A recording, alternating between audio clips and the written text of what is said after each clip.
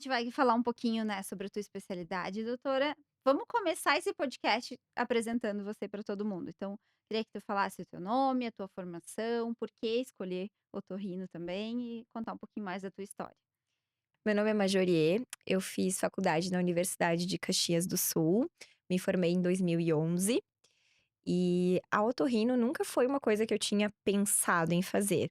Na realidade, eu entrei na faculdade pensando em fazer alguma coisa na área de dermatologia, estética, talvez porque esse era o sonho da minha mãe, que é médica também, mas acabou não fazendo residência, enfim, porque casou, teve filhos, aquela coisa, né, de outra geração, enfim.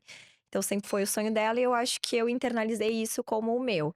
Mas já no que eu entrei, eu vi que tinham muitas outras coisas que eu gostava, eu passei a gostar de cardiologia, de gastro, cada área que eu entrava, eu me apaixonava um pouquinho, e começou a se tornar cada vez mais difícil de escolher. A única certeza que eu fui adquirindo ao longo da faculdade é de que eu queria operar também, então eu gostava muito da área clínica, mas eu tinha essa paixão pelo bloco, pela cirurgia, e então eu queria uma área que contemplasse as 2 coisas de uma forma, harmônica. E a partir daí, a gente tem um pequeno hall de especialidades, e a otorrino, na realidade, eu me apaixonei na pediatria. Eu sempre tive uma paixão por trabalhar com crianças, gosto muito, e na pediatria eu comecei a notar que tinha muita patologia de otorrino, que cirurgia também era uma coisa que eu podia fazer dentro da otorrino. E eu lembro até hoje o dia que eu fiz uma otoscopia, um exame de ouvido numa criança, num ambulatório lá na UX, e eu vi uma otite média aguda, né, então uma infecção de ouvido, e eu achei aquilo tão maravilhoso, assim, era tão linda aquela visão, era tão incrível só olhar e eu já diagnosticar alguma coisa, já poder tratar, e acho que foi naquele momento que eu decidi, acho que eu vou realmente pra otorrino. E na época eu tinha um tio meu que até faleceu já, mas que era otorrino em outra cidade. Conversei muito com ele, me apoiou, e aí acabei optando pela otorrino. E a minha formação em otorrino eu fiz em São Paulo, no IANSP, que é um Instituto de Assistência ao Servidor Estadual, como se fosse o IP, né, daqui mais ou menos. Uhum. E tive uma excelente formação, acho que foi estar num grande centro abre a nossa mente para várias possibilidades diferentes. Tive contato com grandes otorrinos aqui do Brasil. E em 2016, então, foi quando eu voltei para Caxias, a minha cidade, e comecei a atuar como otorrinolaringologista. Nossa, que história, que legal. E aí tu ficou 3 anos em São Paulo estudando? Sim, foram 3 anos, né, foi bastante difícil, foi a primeira vez que eu fiquei tanto tempo longe da minha família, na época eu já era noiva, né, aliás, fiquei 9 anos noiva por causa disso. Prolongou um pouquinho Prolongou um mais. pouquinho mais, né, adiou um pouquinho esse sonho também, mas com certeza valeu muito a pena. E aí tu ficou sozinha em São Paulo? Eu acabei dividindo o apartamento com uma colega de residência, que por coincidência ou não se chama Majoy. Eh, a gente acabou se conhecendo nas provas, justamente pelo nome parecido, ela é carioca, e como toda carioca é expansiva, já me chamou, a gente começou a conversar, e quando a gente descobriu que tinha passado no mesmo lugar, a gente acabou resolvendo morar juntas e foi ótimo, porque, né, foi um super suporte. A residência é um período bastante difícil, Uhum. a gente trabalha muito, tem muito tempo pra pouca coisa, então realmente foi bem importante. Ai, que bacana, que história legal, parabéns. Obrigada. E o que que mais te encanta nessa parte da otorrino infantil, né? Por que crianças? Eu acho que as crianças, elas são muito verdadeiras. Elas te dão em troca cada gesto, um carinho, um olhar. Às vezes só o fato de tu conseguir examinar ela sem ela chorar, parece que já é uma grande vitória. E eu vejo que a gente tem, como otorrino, o potencial de realmente mudar, não só a qualidade de vida, mas muitas vezes o rumo da vida de algumas crianças. E isso pra mim é algo assim que me emociona muito e que me deixa muito feliz. Então acho que por isso, assim, e eu sempre gostei muito de criança, elas também gostam muito de mim, eu acho, de uma forma geral, então é uma paixão mesmo que eu tenho. Que bacana. E hoje tu, no teu consultório, tu atende só infantil, só pediatria, mais adultos? Como que é essa a faixa etária, né? Não, eu atendo todas as faixa etárias, Acho que isso foi também uma coisa que me encantou muito na otorrino, a gente tem possibilidade de trabalhar desde os 0 anos de idade até o final da vida, até mais de 100 anos, então não tem tédio, não tem monotonia. Então eu trabalho realmente com todas as idades. Eu acabei focando muito mais nas crianças, por uma questão de realmente eu gostar muito, e como a otorrino é uma área muito ampla, querendo ou não, conforme a gente vai trabalhando e vai atendendo demandas, a gente vai focando mais em uma área, até porque é difícil a gente conseguir estudar tudo, né, estar atualizado em todos os âmbitos da otorrino. Então a gente acaba focando naquilo que a gente gosta mais, e ao mesmo tempo também acho que foi uma questão de demanda.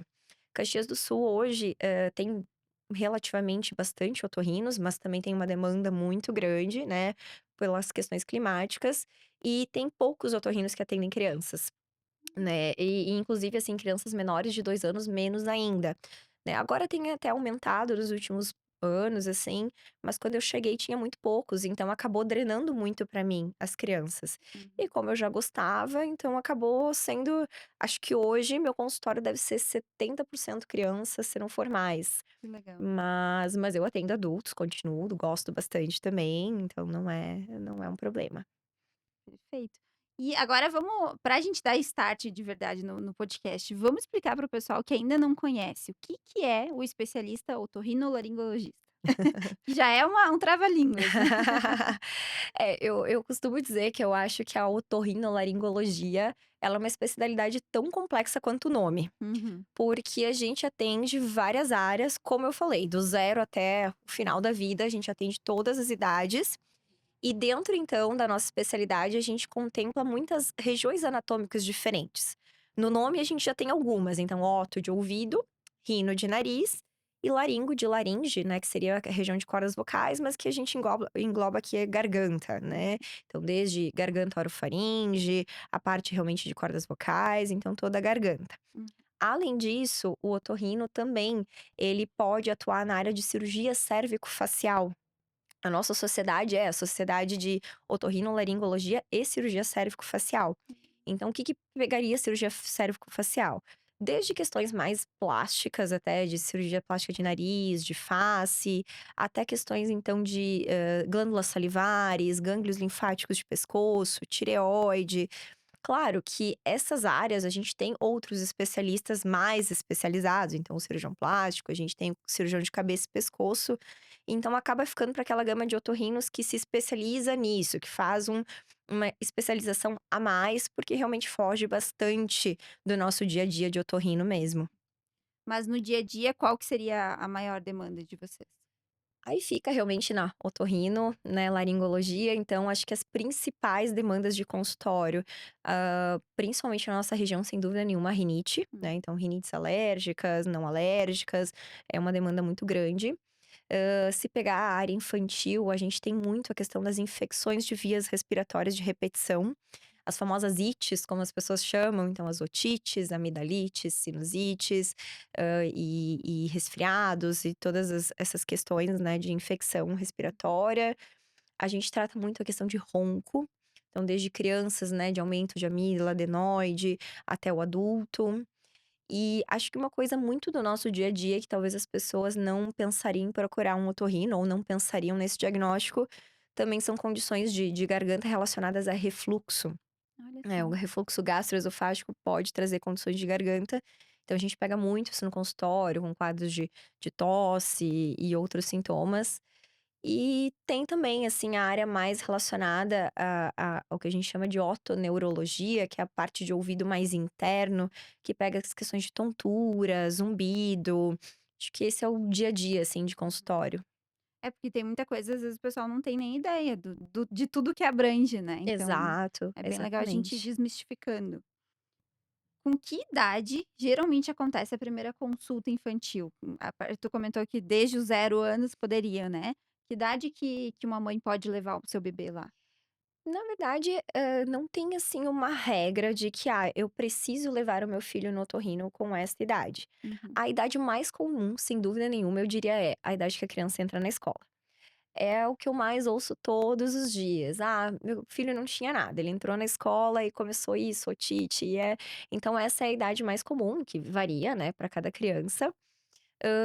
condições que possam fazer os pais procurar o otorrino antes, e aí o mais breve possível sempre, é quando tem alguma alteração no teste da orelhinha, que é aquele teste auditivo ao nascimento, quando a criança tem alguma dificuldade respiratória logo que nasce, ruídos respiratórios, isso também faz com que os pais levem antes. As questões de fala também, então tudo depende, não é que, tenha uma idade, a não ser, claro, crianças que já têm fatores de risco, então a gente tem aqueles bebês que nascem prematuros, que tiveram alguma intercorrência no parto, na gestação, esses têm sim uma indicação de acompanhar com o otorrino desde o nascimento até pelo menos os 3 anos, para a gente acompanhar o desenvolvimento da linguagem, essa questão da audição, mas as crianças de uma forma geral é mais conforme a demanda realmente, né, então normalmente ou o pediatra vai sinalizar que precisa, né, ou se os pais perceberem algum problema mesmo. Uhum, entendido.